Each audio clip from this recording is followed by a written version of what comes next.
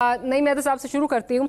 नईम साहब, आज का जो फैसला आया है प्रैक्टिस एंड प्रोसीजर की जो कमेटी थी उसके बाद जो ये फैसला आया है और गो के CJP has been outnumbered, आपके जो आपके एतराज़ात थे vis-a-vis chief justice of Pakistan, आपने उनको तनकीद का निशाना भी बनाया, आपने कहा उनका एक बायस नज़र आता है, लेकिन उन्हीं का बनाया हुआ प्रैक्टिस एंड प्रोसीजर जो एक लॉ है उसके बाद उनकी बनाई हुई जो प्रैक्टिस है उसके बाद आपको रिलीफ भी मिल रहा है।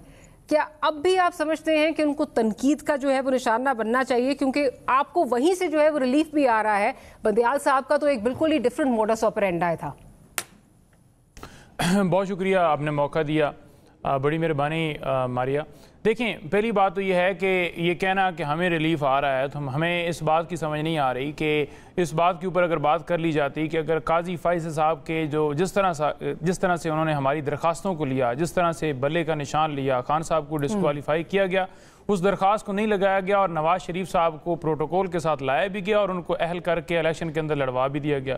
हमारे उम्मीदवारों को नहीं लड़ने दिया गया और दूसरी तरफ जलसे जुलूस हर चीज़ के ऊपर कोई पाबंदी नहीं थी और खुलेआम वो कर रहे थे और बल्ले का निशान हमसे लिया गया, उनके साथ निशानात भी, हर चीज़ उनके साथ थी।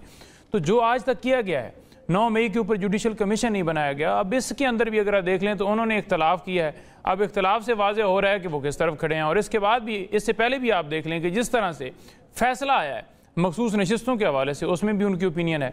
तो मैं ये समझता हूँ कि जो जज जो है वो कुर्सी के ऊपर बैठे हों, उनका हक ये बनता है कि वो इंसाफ फराहम करें।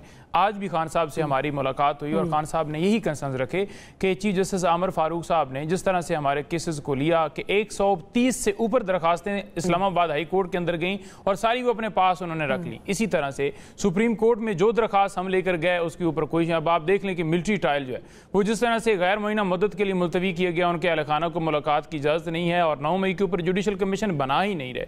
तो फंडामेंटल राइट्स के हवाले से हमारी दरखास्त है वो स्टिल पेंडिंग है और अभी भी वो जो अगवा बराए बयानात और अगवा भी जारी है। हमारे सोशल मीडिया के लोग उठाए जा रहे हैं। रिजवान जो हमारे कोऑर्डिनेटर थे उनको उठा लिया, फैज़ान को उठा लिया, अजहर मशवानी के पहले 2 भाई, इसी तरह से शहबाज गिल के भाई। तो उसके ऊपर आप देख लें कि किस तरह से सुप्रीम कोर्ट खामोश है और किस तरह से काजी फैज़ साहब धरना केस पकड़ लेते हैं, उसमें जजमेंट दे देते हैं कि भुट्टो को जो सज़ा गलत हुई थी, लेकिन जो अभी जिंदा लोग हैं जो इस वक्त जो है इंसाफ के लिए फिर रहे हैं, उनको उठाया जा रहा है, अगवा किए जा रहे हैं, उसके ऊपर खामोश हैं। और सबसे अहम चीज़ कि हाई कोर्ट के 6 जजेस वो आज सुप्रीम कोर्ट से इंसाफ के तलबगार हैं कि हम इंसाफ फराहम किया जाए।